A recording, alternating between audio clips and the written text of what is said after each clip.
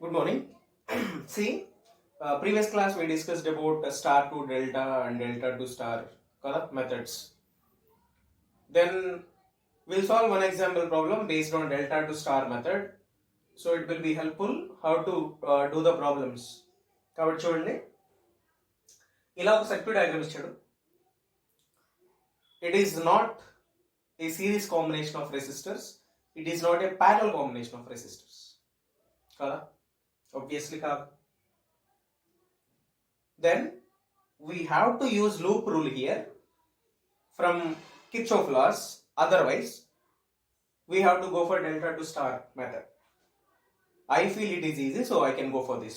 చూడండి ఒకసారి ఫస్ట్ ఇదిగో ఇక్కడ ఇది ఒక డెల్టా కనబడుతుందా, ఇది ఒక డెల్టా ఉంది, 2 డెల్టాస్ ఉన్నాయి. కాబట్టి ఫస్ట్ నేను ఈ డెల్టాను సాల్వ్ చేసుకుంటా, ఆ తర్వాత ఈ డెల్టా గురించి మాట్లాడదాం. ఈ డెల్టాను సాల్వ్ చేయాలంటే డెల్టా టు స్టార్ మెథడ్ విన్న వాళ్ళు వినండి. సో డెల్టా టు స్టార్ ఎలా సాల్వ్ చేసుకోవాలి? ఫస్ట్ దీన్ని స్టార్ లాగా కన్వర్ట్ చేసుకోవాలి. అవునా కదా? ఒకసారి పక్కన చేసేస్తాను చూడండి. సి ఇదే కదా,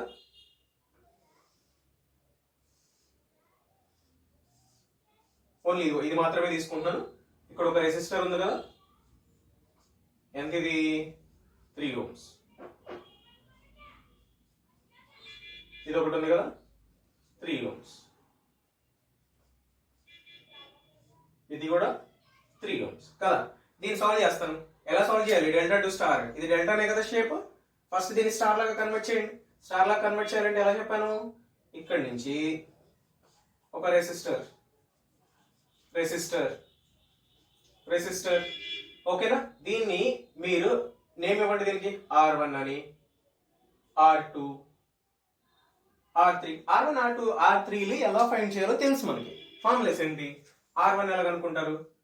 R1 is equal to R1 అంటే ఇది కదా, R1 కి అడ్జసెంట్ గా రెసిస్టర్స్ ఏమేమి ఉన్నాయి? 3 కాబట్టి 3 into 3 by total resistors 3 plus ఇది అయిపోయిందా, 3 plus 3 plus 3. Okay, so total గా ఏమైపోతుంది? 9 by 9. So R1 is equal to ఎంత? 1 ohm. That's all. R1 value ఎంత? 1 ohm వచ్చింది కదా. ఓకే, ఇప్పుడు అన్ని 3లే కాబట్టి R2 కూడా ఎంత వస్తుందన్న? 1 ohm వస్తుంది. R3 కూడా ఎంత వస్తుందమ్మా? 1 ohm వస్తుంది. సో ఫైనల్ గా right R2 is equal to 1 ohm, R3 is equal to 1 ohm. Okay, then ఇప్పుడు మనము ఈ డెల్టా ప్లేస్ లో ఈ రెసిస్టర్స్ లో పెట్టుకోవచ్చు కదా. ఇక్కడ పెడదాము, సబ్స్టిట్యూట్ చేద్దాం. చూడండి నేను అరేంజ్ చేస్తున్నాను ఇది. ఓకే, సో అరేంజ్ చేస్తాను. ఇప్పుడు మనం 3 3 3 వీటి బదులు ఏ రాసుకోవచ్చు? ఈ స్టార్ ని ఇండికేట్ చేయొచ్చు కదా.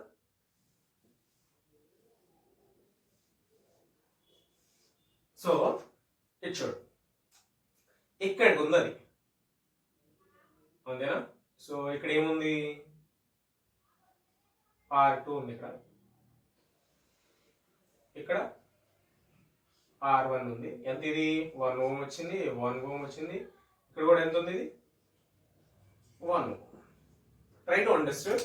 ఇవి రెండు ఎలా ఉన్నాయి? సిరీస్. ఇవి రెండు ఎలా ఉన్నాయి? సిరీస్. ఇవి రెండు ఎలా ఉన్నాయి? సిరీస్.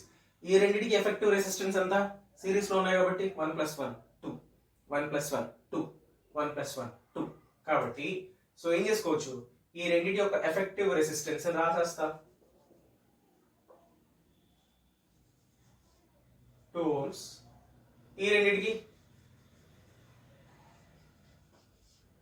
2 ohms. ఈ రెండింటికి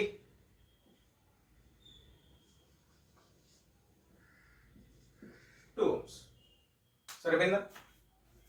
సో ఎఫెక్టివ్ రెసిస్టెన్స్ ని వాడేసుకున్నాను. నెక్స్ట్ ఏం చేస్తారు? ఇప్పుడు చూడండి, ఇందాక డయాగ్రామ్ ఎలా ఉండింది? దాన్ని సాల్వ్ చేసుకుంటే ఈ షేప్లోకి వచ్చింది. అవునా? ఇప్పుడు దీన్ని సాల్వ్ చేయాలి మనం. దీన్ని ఎలా సాల్వ్ చేస్తారు? 1 2 3 ఎన్ని డెల్టాస్ ఉన్నాయి? 3 డెల్టాస్. 3 డెల్టాస్ ఉన్నప్పుడు ఎలా సాల్వ్ చేయాలని చెప్పాను? ఫస్ట్ స్టార్ ని సాల్వ్ చేసుకోమని చెప్పాను. స్టార్ ఉందా మధ్యలో, దీన్ని సాల్వ్ చేయాలి. Star to delta apply. Star to delta ఎలా అప్లై చేస్తారు? ఈ ఎండ్ నుంచి ఈ ఎండ్ కి ఒక రెసిస్టర్ ని డ్రా చేస్తారు, అంతేనా? ఇక్కడ నుంచి డ్రా చేస్తాను. రెసిస్టర్ డ్రా చేయట్లేదు, మళ్ళీ కన్ఫ్యూజింగ్ గా ఉంటుంది. ఒక లైన్ డ్రా చేస్తాను. ఓకే, ఇది అనుకోండి, ఇది ఫస్ట్ రెసిస్టర్ అనుకుందాం. ఈ ఎండ్ నుంచి ఈ ఎండ్కి, అంతేనా? ఈ ఎండ్ నుంచి ఈ రెసిస్టర్ కి ఎండ్కి ఒక లైన్ డ్రా చేస్తారు. ఇది ఎంత సెకండ్ అనుకుందాం. ఈ ఎండ్ నుంచి ఈ ఎండ్కి ఒక రెసిస్టర్ డ్రా చేస్తారు. ఇదంతా 3 అనుకుందాం, అవునా? ఇది first resistor, second resistor, third resistor. First resistor దీని ఎలా కనుక్కుంటారు? ఆర్ ఫస్ట్ రెసిస్టరే కదా, కాబట్టి దీన్ని R1 ఈజ్ ఈక్వల్ టు ఎలా చేస్తారు? స్టార్ టు డెల్టా కదా, R1 plus R2 plus R1 R2 by R3. ఇదేనా? అంతే కదా. ఇది దేనికి దేనికి మధ్యలో ఉంది? 6 కి 2 కి, రైట్? 6 కి 2 కి మధ్యలో ఉంది కాబట్టి ఇది R1 ఇది R2, రైట్? అంతేనా? 3. ఇప్పుడు మనం దీన్ని మాత్రమే చూడాలి, ఓన్లీ స్టార్. సో స్టార్ కదా, సారీ స్టార్ కదా, ఇది కదా చూడాల్సింది మీరు. ఇప్పుడు 1 అంటే దేనికి దేనికి మధ్యలో ఉంది? 2 కి 2 కి మధ్యలో ఉంది, ఓకే కదా? 2 కి 2 కి మధ్యలో ఉంది కాబట్టి 2 plus 2 plus 2 into 2 by R3 కూడా ఎంత? 2 కదా. సో R1 ఎంత అయిపోతుంది అప్పుడు? 2 plus 2 plus 2 into 2 by 2, 2 cancel చేసాం అనుకో, ఎంత అవుతుంది అప్పుడు? 6 ఓమ్స్ అవుతుంది. ఆబ్వియస్లీ అన్ని 2లే ఉన్నాయి కాబట్టి R2 కూడా 6 వస్తాయి, R3 కూడా 6 వస్తాయి. అంటే దీని వాల్యూ 6, దీని వాల్యూ 6, దీని వాల్యూ కూడా 6, మొత్తం 6 అయిపోయినాయా? ఇప్పుడు డయాగ్రామ్ ఎలా వస్తుందో చూద్దాం. డయాగ్రామ్ ఎలా వస్తుంది? ఓకే కదా, ఇది అరెస్ట్ చేస్తున్నాను. డయాగ్రామ్ ఎలా వస్తుంది ఇప్పుడు? ఈ టూల్ ఈ స్టార్ తీసేయచ్చు. ఇప్పుడు మనం ఫైనల్ గా డయాగ్రామ్ ఎలా వచ్చినట్టు? ఇది ఫస్ట్ రెసిస్టర్ బదులు ఇక్కడ ఒక రెసిస్టర్ ఉంటుంది, అంతేనా? ఇక్కడ ఒక రెసిస్టర్ ఉంటుంది. సెకండ్ రెసిస్టర్ బదులు ఇక్కడ ఒక రెసిస్టర్ వస్తుంది.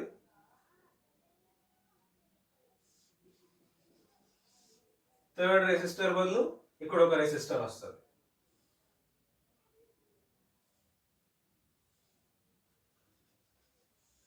Value 6 ohms, 6 ohms, 6 ohms. ఇవి రెండు ఎలా ఉన్నాయి?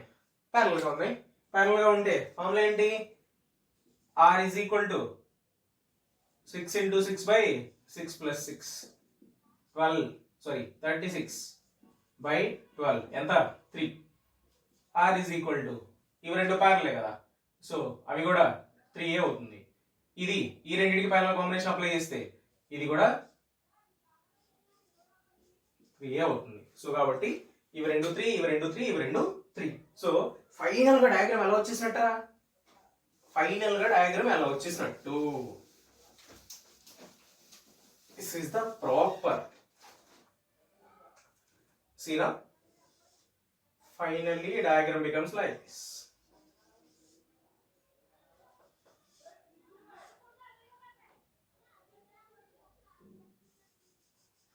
Three ohms, 3 ohms, 3 ohms. అవును కదా. సో ఈ రెండు సిరీస్ లో ఉన్నాయి. 3 + 3 అంతా 6. ఆ 6 దీనికి ఎలా ఉంది? ప్యారల్ గా ఉంది. 6, 3.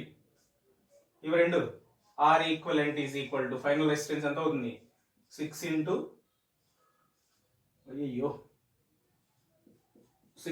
3 బై 6 ప్లస్ 3, 18 బై 9. సో ఎంత? 2 ohms. 2 ohms is the answer. అక్కడ ఒక పెద్ద బిగ్ డయాగ్రామ్ ఇచ్చాడు, దాన్ని సాల్వ్ చేసుకుంటే ఎఫెక్టివ్ రెసిస్టెన్స్ ఎంత వచ్చింది? ఫైనల్ గా 2 ohms వచ్చింది, right? 2 ohms. This is the answer. Is it okay? Thank you.